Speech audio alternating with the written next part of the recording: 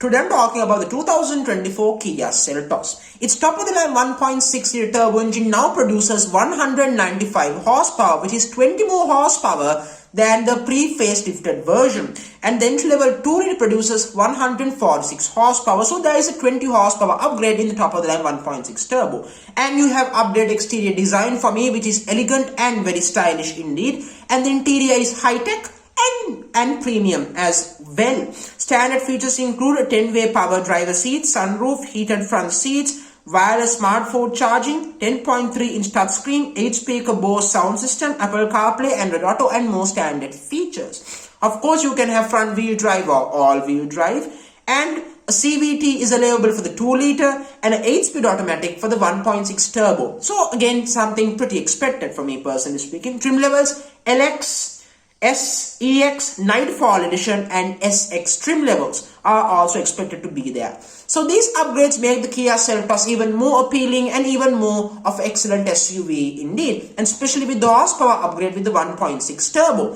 indeed. So compared to the competition like the Honda HRV, the Mazda CX30, and the Toyota Corolla Cross, it can't beat those three. All those three competitors are more premium, more upmarket, simply better. But compared to the Hyundai Kona and others, yep, this is better. So certainly the Kia Seltos joins the top 4 best subcompact SUVs in its class. Well done, Hyundai and Kia. In terms of prices, it should start around $25,000 all the way up to $29,635 in my personal opinion. So thank you very much for joining me on this show.